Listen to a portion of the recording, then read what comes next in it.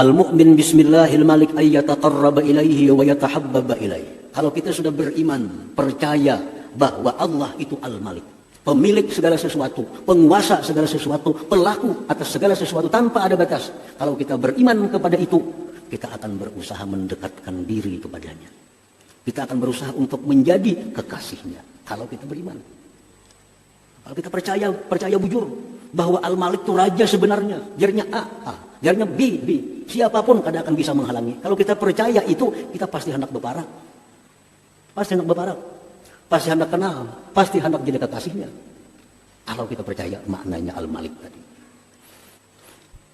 Nah, bagaimana caranya supaya kita ini jadi kekasihnya? Bagaimana caranya supaya kita jadi kekasihnya Al-Malik? Supaya kita jadi orang yang dekat dengan Al-Malik ini, bagaimana caranya?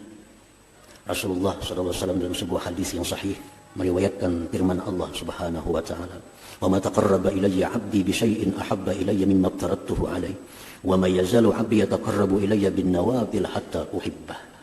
Nah, ini caranya supaya dekat dengan Al-Malik, raja yang sebenar, raja itu.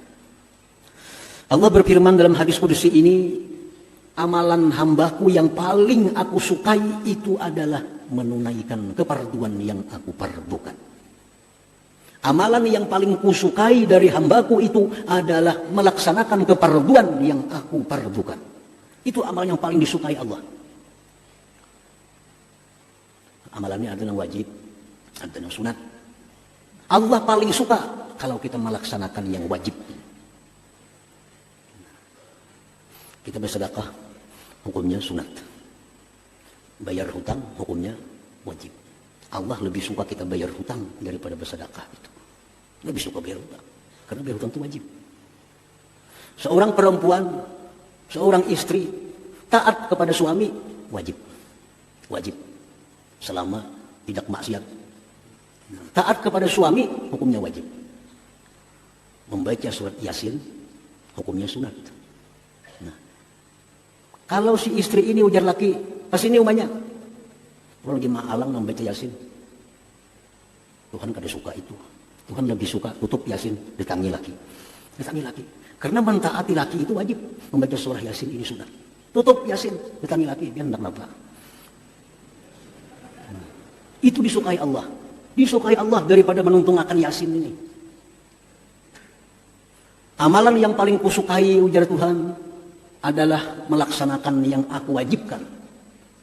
Nah, kemudian dia memperbanyak yang sunat-sunat hatta uhibbah, sehingga aku cinta kepadanya. Nah, kuncinya dua, untuk jadi kekasih Allah, untuk jadi kekasihnya Al-Malik, untuk dekat dengan Maharaja, ini kuncinya dua. Laksanakan yang diwajibkan Allah, perbanyak yang sunat. Hatta uhibbah, sehingga aku cinta kepadanya. Nah, cinta Allah. Yang wajib selesaikan, yang wajib dilaksanakan, yang sunat diperbanyak.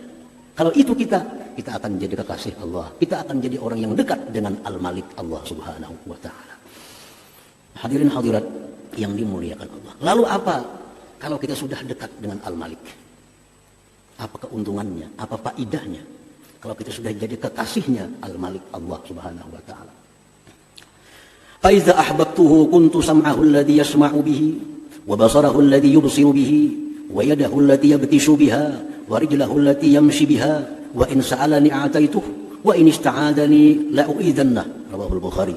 Wa fi riwayati ghairihi ziyadah wa kuntu qalbahu alladhi ya'qilu bih wa lisanahu alladhi yantiqu bih. Ini kalau sudah dekat dengan Al-Malik tadi.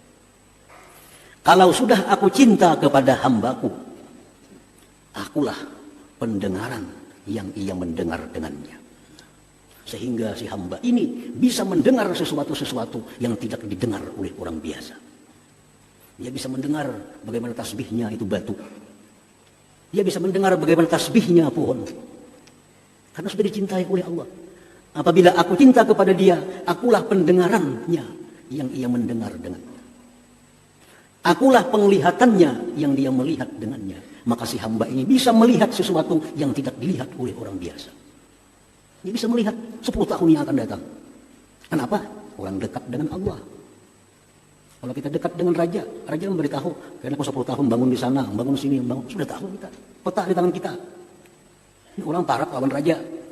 Semua rancangan ada di tangan raja. Diberitahu raja, aku tahun Dudi maulah ini di sini. Tahun akan datang, tahunya. Nah, orang yang dekat dengan Allah, dia akan melihat sesuatu yang tidak dilihat oleh orang yang biasa.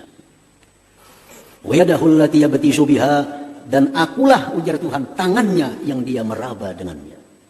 Nah, sehingga tangan orang ini bisa meraba sesuatu yang tidak bisa diraba oleh yang lainnya. Warijlahul ladzi yamshi biha, dan akulah, ujar Tuhan, kakinya yang dia melangkah dengannya, sehingga dia punya kaki bisa melangkah, orang lain tidak bisa melangkah. Jangan heran kalau ada orang satu langkah sampai ke Mekah. Jangan heran kalau sudah Allah jadi kekasihnya. Warijlahul ladzi yamshi biha, akulah kakinya yang dia bisa melangkah dengannya. Hari ini, jam ini ada di Indonesia, jam berikutnya ada di Saudi Arabia. Jangan aneh kalau sudah orang itu dikasihi oleh Allah Subhanahu wa taala. Dan akulah hatinya yang dia bisa paham dengan hati itu.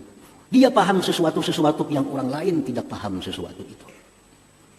Dan akulah lisannya yang dia bertutur dengannya, sehingga dia bisa berkata-kata yang orang lain tidak bisa mengatakannya. Nah, ini kalau sudah kita dekat dengan Maharaja, Raja yang sebenar-benar Raja, Al-Malik, Allah Subhanahu wa ta'ala. Nah, hadirin hadirat yang dimuliakan Allah. Nah, inilah yang sering kali didorong oleh Allah, oleh Rasulullah, oleh para aulia, agar kita berusaha dekat dengan Raja yang Maharaja ini. Jadi kekasih yang Raja Maharaja ini, sehingga hidup kita tidak ada sedikit pun kesulitan, baik di dunia maupun di akhirat. Nah, hadirin hadirat para muhibbin rahimakumullah. Nah, itulah Al-Malik maknanya, dan kalau kita beriman dengannya, itulah yang kita lakukan. Kita berusaha menjadi orang yang dekat dengannya.